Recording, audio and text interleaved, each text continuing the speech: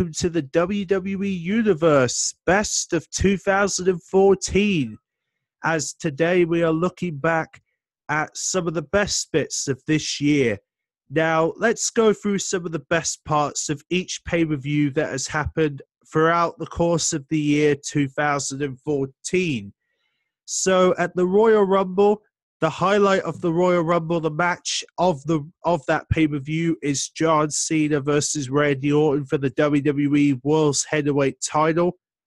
The reason why is because of Bray Wyatt, because this is what set up the rivalry between John Cena and Bray Wyatt. Obviously, it was Cena's second chance to become the WWE World's Heavyweight Champion against one of his rivals, Randy Orton, which I had to say it was pretty much the beginning of the end between those two, pretty much, because they knew that they had to go their separate ways for a little while. So this was pretty much the beginning of the end. Anyway, so that's my highlight of the Royal Rumble. And then Elimination Chamber, the match that I felt was the best of the Elimination Chamber pay-per-view was The Shield versus the Wyatt family. And the reason why is because this match is probably the best match of the pay-per-view because of the fact that this was pretty much setting up 2014 for the Shield and for the Wyatt family, because they're two big groups in the WWE. Obviously, both groups don't exist anymore because all the members have split apart now, and you'll see why very shortly about the Shield, as well as the Wyatt family, who have just recently gone their separate ways now. So there is no more Wyatt family, which is very sad to hear. But I mean, at least they're being successful as solos now, which is really, really nice to see. Anyway, moving on, we have WrestleMania 30, where we have the main event match, Daniel Bryan, Randy Orton, and Batista for the WWE World's Heavyweight Championship. This is what led to the battle where obviously Daniel Bryan defeats Batista, makes Batista submit in order to become the WWE World's Heavyweight Champion. And obviously this was the moment where the fans were really happy about the decision WWE have gone through in order to put Daniel Bryan in the main event shoes, which I was really happy that they made Daniel Bryan the champion because I was so pleased about that result. It was really, really nice of them to do it. So Daniel Bryan leaves WrestleMania 30, WWE World's Heavyweight Champion. Unfortunately, he's injured at the moment, but hopefully at the Royal Rumble, Daniel Bryan will make a surprise entry in the Royal Rumble match, and hopefully Daniel Bryan will be back in action in that match, and we'll hopefully see him a lot more as a wrestler after the Royal Rumble. Anyway, Extreme Rules. Extreme Rules goes to John Cena versus Bray Wyatt. The reason why is because obviously it's the second match they've had, and it's an extreme battle between the two. Obviously, these two were literally beating the hell out of each other. This was like the second part of their rivalry, but at least it was great to see how this rivalry was going to develop between the two. It was a really, really good rivalry between those two. Pretty nice match for Extreme Rules. And then, of course, this is what led to Money in the Bank, which I have to say the highlight of Money in the Bank was when Seth Rollins became the Money in the Bank winner by winning the briefcase at the Royal Rumble. Very, very epic match between all the superstars who were battling for the chance to win the briefcase, which obviously Seth Rollins did so well. So Seth Rollins became this year's Money in the Bank. So obviously he hasn't cashed it in yet, but at some point he will cash in to become the WWE World's Heavyweight Champion, which we don't know when that will be. And then, of course, we have another pay-per-view that took place during the course of 2014. We had Battleground 2014, where obviously the match that I felt was a highlight of this pay-per-view was when The Miz, yes, The Miz, became the Intercontinental Champion by winning a 19-man battle royal for the vacated Intercontinental title. He eliminated Dolph Ziggler in order to win the title. So it was a really interesting battle, I would say. I really enjoyed the fight. I really enjoyed the fact that The Miz would win the Intercontinental title again, following the fact that Dolph Ziggler is a babyface at this point, which I felt was really, really good match to see.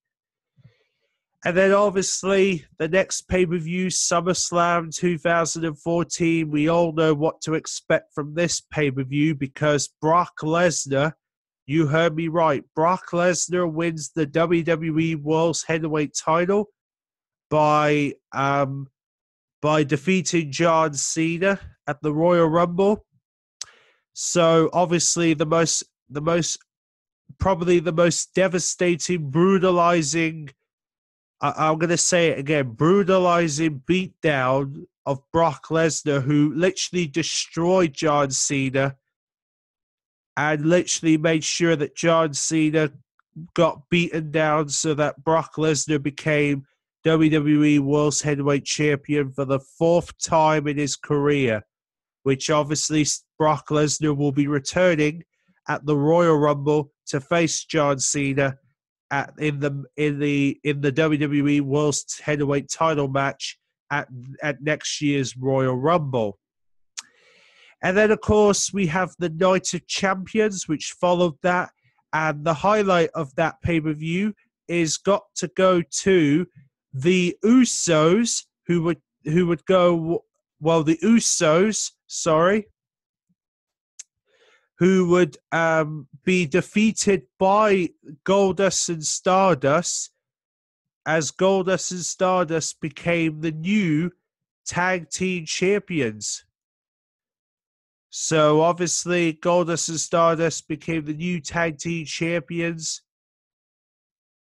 So I was quite amazed that they won that battle, which was really surprising because a lot of people were thinking that the Usos were going to still be champions, but I guess they got beaten. So unlucky for them. Anyway, Hell in a Cell. The main point of this match is got to go to Dean Ambrose versus Seth Rollins, where obviously Dean Ambrose lost to Seth Rollins because of Bray Wyatt, who defeated him in a match for the like I said, who defeated him inside the cell thanks to Bray Wyatt, who did exactly what he was planning to do, and that was to take out Dean Ambrose. And obviously this is what set up the fight between Dean Ambrose and Bray Wyatt. And then, of course, Survivor Series. The highlight of Survivor Series has to be the first appearance of Sting, as Sting finally made his... Like I said, Sting made his debut in the company and became officially a part of the WWE after making a shocking appearance at the very end of the Survivor Series match, where the Authority would lose their power.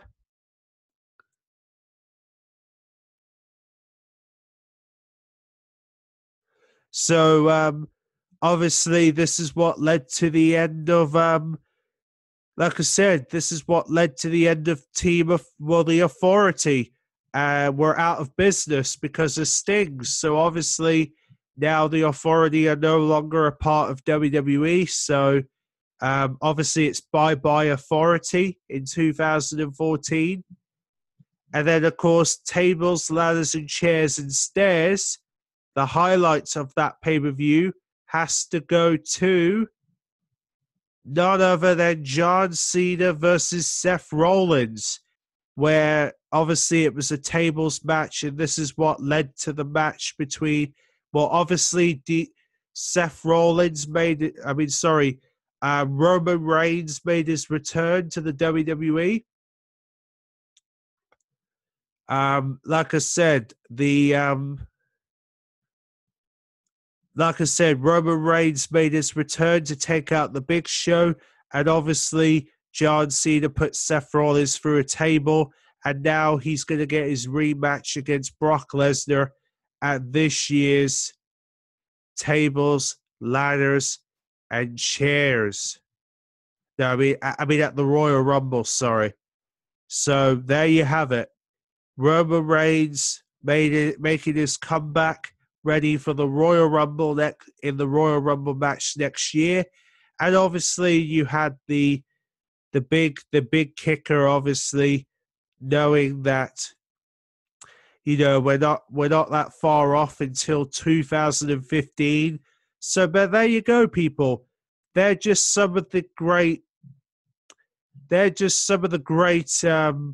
stuff that happened in 2014.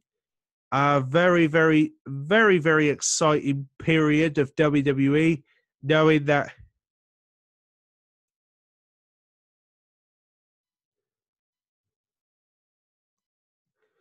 But like I said, really, it's going to be very, very exciting times, knowing that the Royal Rumble is just around the corner. And as far as the Royal Rumble is concerned, it has been announced that Daniel Bryan will be in the in the Royal Rumble. That's right. Daniel Bryan will be participating in the Royal Rumble match along with Roman Reigns. So Roman Reigns and Daniel Bryan will be in that 30-man Royal Rumble match for a guaranteed title match at WrestleMania 30.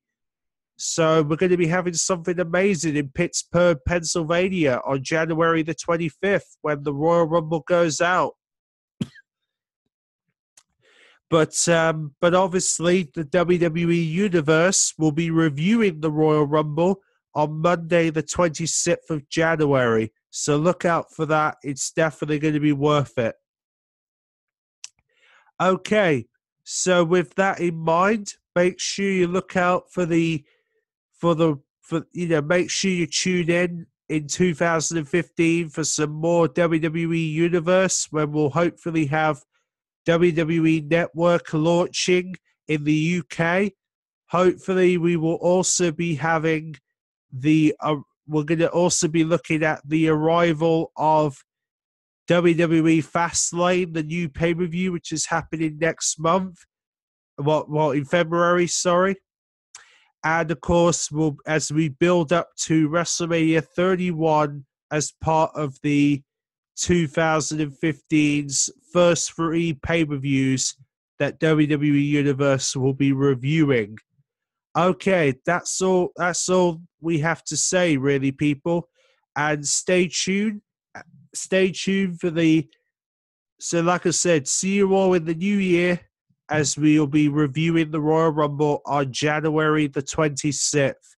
So have a very good new year, everybody. Thanks for watching WWE Universe in 2014, and see you all in 2015 for the review of the Royal Rumble. It's definitely going to be something you will not want to miss. Okay, see you then.